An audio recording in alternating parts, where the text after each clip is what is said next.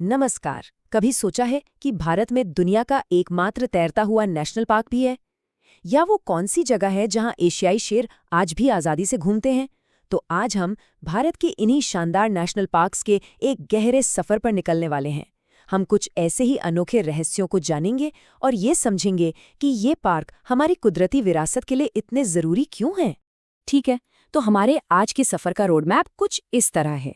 सबसे पहले हम समझेंगे कि नेशनल पार्क होता क्या है। फिर कुछ रिकॉर्ड तोड़ने वाले पार्कों के बारे में जानेंगे। इसके बाद भारत के कुछ सबसे मशहूर पार्कों का एक टूर करेंगे और आखिर में इस बात पर गौर करेंगे कि ये खूबसूरत जगह हमारे लिए इतनी अहम क्यों हैं।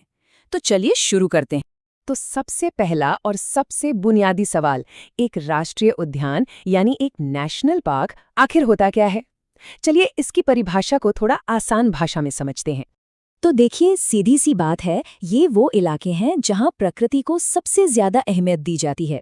सरकार इन जमीनों को खास तौर पर वन्य जीवों, पेड़ पौधों और पूरे इकोसिस्टम को इंसानी दखल से बचाने के लिए अलग रखती है। मतलब यहाँ पर खेती, शिकार या किसी भी तरह का कंस्ट्रक्शन पूरी तरह से मना होता है। मकसद सिर्फ एक है, यह पक्का करना कि कुदरत अपने असली रूप में फलती फूलती रहे। अच्छा, अब जब हम ये समझ गए हैं कि नेशनल पार्क क्या होता है, तो चलिए भारत के कुछ सबसे अनोखे और रिकॉर्ड बनाने वाले पार्कों पर एक नज़र डालते हैं। ये काफ़ी दिलचस्प होने वाला है। तो कहानी शुरू होती है साल 1936 में हेली नेशनल पार्क के साथ। यही भारत का सबसे पहला नेशनल पार्क था, जिसे आज हम सब मशहूर जिम कॉर्बेट नेशनल पार्क के नाम से जानते हैं। ये भारत की पहली कोशिश थी अपने वन्य जीवों को एक सुरक्षित घर देने की। और अगर हम साइज की बात करें तो सबसे बड़ा है लद्दाख का हेमिस नेशनल पार्क। सोचिए, ये 4,400 वर्ग किलोमीटर के विशाल इलाके में फैला है। ये बर्फीले पहाड़, स्नो लेपर्ड यानी हिम तेंदुए का घर है। और एक तरफ जहां इतना बड़ा पार्क है, वहीं दूसरी तरफ है भारत का सबसे छोटा पार्क।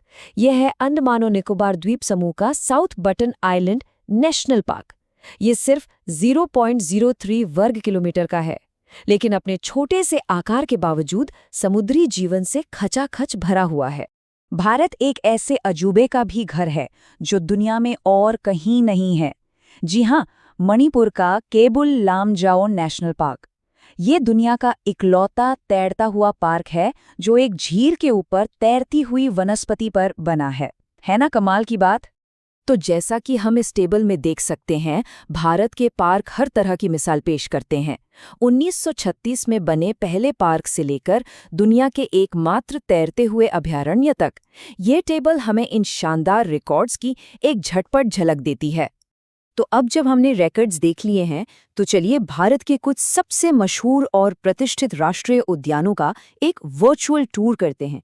इनमें से हर एक की अपनी एक अनोखी कहानी है, अपनी एक अलग पहचान है। हमारा पहला पड़ाव है पूर्वोत्तर भारत के असम राज्य में विश्व प्रसिद्ध काजीरंगा राष्ट्रीय उद्यान। काजीरंगा का नाम आते ही जहन में एक सींग वाले गैंडे की तस्वीर आ जाती है। और ऐसा हो भी क्यों ना, दुनिया की 2/3 गैंडों की आबादी यहीं रहती है। इस एक प्रजाति को बचाने में इस पार्क का योगदान इतना बड़ा है कि यूनेस्को ने इसे वर्ल्ड हेरिटेज साइट यानी विश्व धरोहर स्थल का दर्जा दिया है, जो इसके ग्लोबल इंपॉर्टेंस को दिखाता है।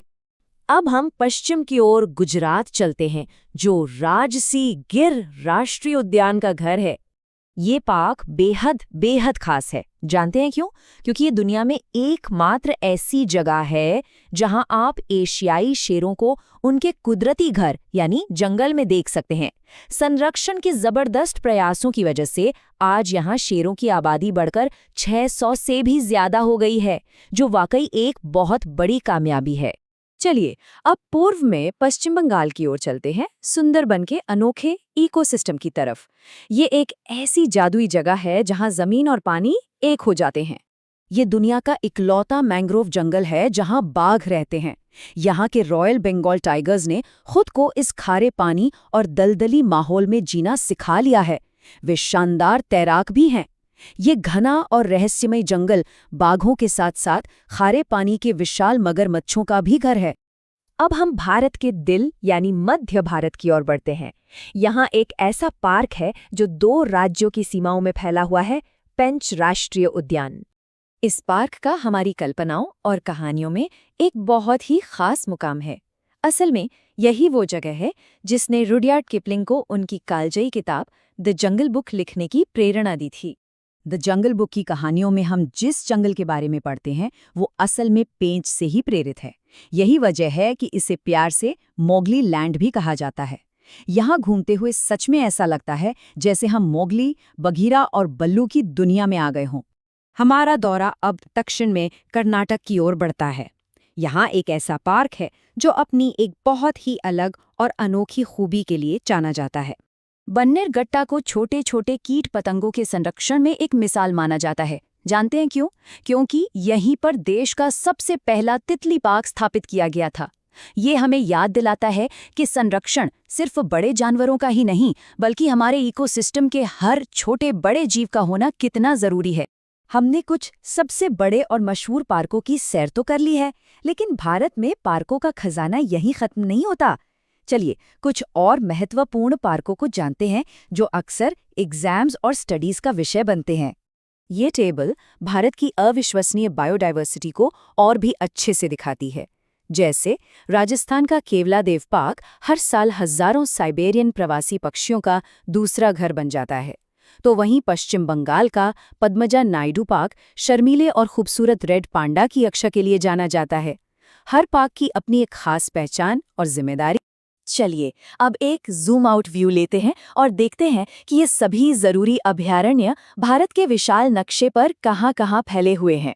इस नक्शे को देखते हुए एक छोटी सी टिप उन लोगों के लिए जो प्रतियोगी परीक्षाओं की तैयारी कर रहे हैं। इन पार्कों पर खास ध्यान देना चाहिए।